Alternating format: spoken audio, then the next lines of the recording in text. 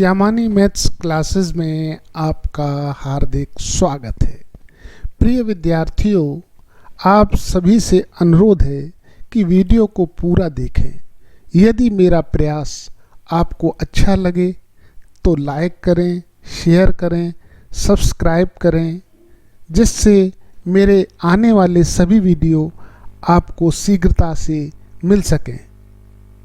प्रिय विद्यार्थियों, आज मैं लेकर के आया हूँ मिश्रण एवं मिश्रानुपात, मिक्सचर एंड एलिगेशन पार्ट 1, जिसके अंतर्गत मैं बताऊंगा मिश्रण क्या होता है। जब किन्हीं दो या दो से अधिक पदार्थों को किसी विशेष अनुपात में मिलाकर नया पदार्थ बनाया जाता है तो नए पदार्थ को मिश्रण कहते हैं। जैसे मान लीजिए मैंने दो तरीके के चावल हैं मिला लिए, इसी तरह चाय की पत्ती है, चाय की पत्ती को मिला करके मैंने महंगी और सस्ती चाय की पत्ती को मिला करके मिश्रण तैयार कर लिया। दूध में पानी मिला करके मिश्रण तैयार कर लिया। इसी तरह खाद्य तेलों में हमने मिलावट करके जो है मिश्रण तैयार कर लिया। इस तरह के बनाए गए पदार्थ को मिश्रण कहते हैं। आशा है आपको ये बात समझ में आ गई होगी। अब चलते हैं मिश्रानुपात की ओर। मिश्रानुपात जब किन्हीं दो या दो से अधिक विभिन्न कीमतों के पदार्थों को किसी विशेष अनुपात में मिलाकर नए पदार्थ की कीमत मिलाए गए पदार्थों की कीमत के योग के समान हो जाए तो इन पदार्थों के विशेष अनुपात को मिश्रानुपात कहते हैं। आशा है आप ये बात समझ रहे होंगे। चलते हैं नेक्स्ट। अब हम आ गए हैं मिश्रण के नियम की ओर। मान लीजिए कोई प्रथम वस्तु है जिसका मूल्य P1 है, इसी तरह से कोई दूसरी वस्तु है जिसका मूल्य P2 है। मान लीजिए प्रथम वस्तु का मूल्य कम है, द्वितीय वस्तु का मूल्य अधिक है। इन दोनों को मिला करके जो मिश्रण तैयार किया गया है उसका एवरेज मूल्य हमारा Pm है। तो इस तरह से हम जो है डायगोनली जो है P2 से Pm को घटा करके यहाँ P2 माइनस Pm लिख देंगे। इसी तरह ये हमारा मूल्य कम है तो यहाँ पर हम Pm माइनस P1 लिख देंगे। ऐसी स्थिति में हम मात्राओं का, मान लीजिए इधर हमें Q1,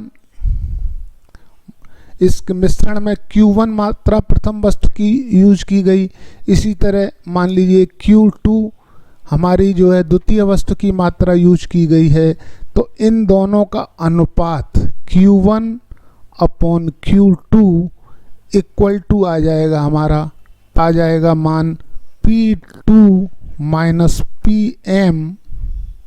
इसी तरह से यहाँ आ जाएगा हमारा Pm माइनस P1।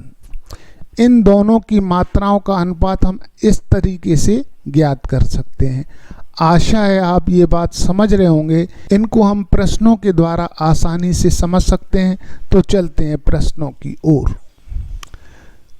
अब हम आ गए हैं, जब दो दरों की वस्तुएं आपस में मिलाई जाएं तो क्वेश्चन नंबर 1 में 17 रुपये प्रति किलोग्राम मूल्य वाली गेहूं को 12 रुपये प्रति किलोग्राम मूल्य वाली गेहूं के साथ किस अनुपात में मिलाया जाए ताकि 13 रुपये 50 पैसे प्रति किलोग्राम मूल्य वाला एक मिश्रण प्राप्त हो जाए। तो अब हमें वो रेशियो ज्ञात करना है मात्राओं का। तो सबसे पहले हम लिख लेते हैं गेहूं फर्स्ट और गेहूं सेकंड। अब प्रश्नानुसार गेहूं फर्स्ट का मूल्य दिया हुआ है 17 प्रति किलोग्राम और गेहूं सेकंड का मूल्य दिया है 12 प्रति किलोग्राम। तो इनका एवरेज मूल्य दिया गया है हमारा 13.5 प्रति किलोग्राम।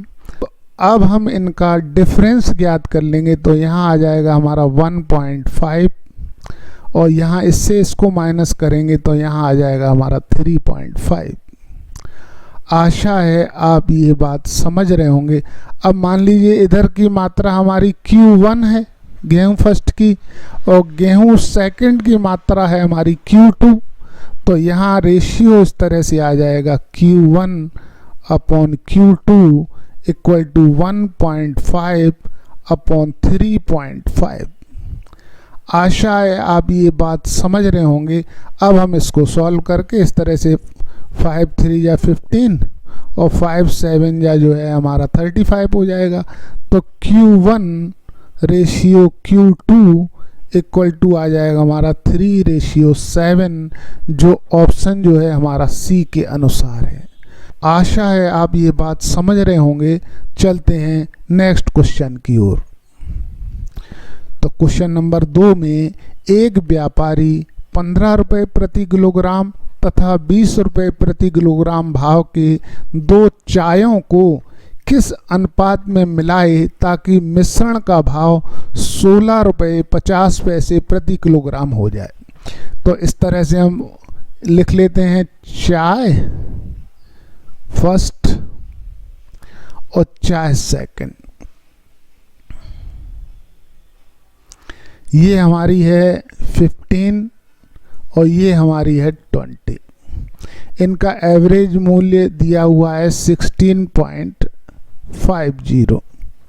तो इस तरह से इसका डिफरेंस निकालने के लिए हम 20 में से 16.5 माइनस कर देते हैं, तो यहाँ आ जाएगा हमारा 3.5।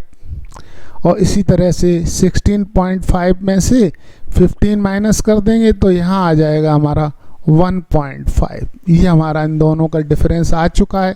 और मान लीजिए इधर की क्वांटिटी हमारी चाय फर्स्ट की जो है Q1 थी और इस तरफ की क्वांटिटी हमारी Q2 थी। तो Q1 upon Q2 equal to आ जाएगा 3.5 अपॉन 1.5 इक्वल टू, इसको हम अब काट देंगे तो आ जाएगा हमारा 5 3 या 15 और 5 7 या 35। तो ये रेशियो हमारा Q1 ratio Q2 equal to आ चुका है 7:3, जो ऑप्शन जो है ए के अनुसार है। आशा है आप ये बात समझ रहे होंगे। चलते हैं नेक्स्ट क्वेश्चन की ओर।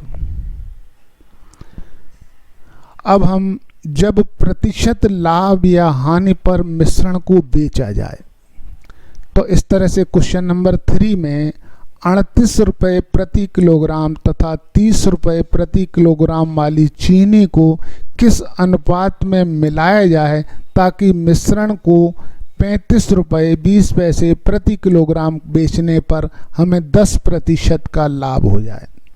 तो इस तरह से हम जो है सेलिंग प्राइस हमारा चीनी का दिया हुआ है 35.2 प्रति किलोग्राम।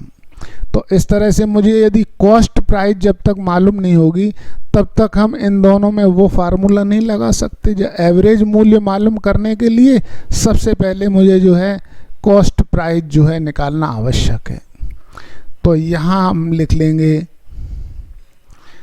यहाँ आ जाएगी हमारी सेलिंग प्राइस मल्टीप्लाइड बाई हम 100 कर देंगे क्योंकि प्रतिशत में है। तो यहाँ जो है हमें 100 प्लस हमारा जो है 10% ये दिया हुआ है लाभ, तो यहाँ हम 10% लिख लेंगे। आशा है आप ये बात समझ रहे होंगे। तो अब इसमें सेलिंग प्राइस हमारा दिया हुआ है 35.2 मल्टीप्लाइड बाई 100 अपॉन 100 में 10 प्लस कर देंगे तो आ जाएगा हमारा 110।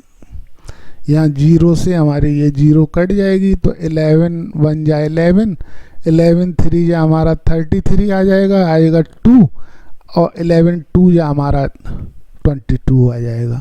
तो जब हम 10 का मल्टीप्लाई कर देंगे तो दशमलव हट जाएगा, तो यहाँ आ जाएगा हमारा 32।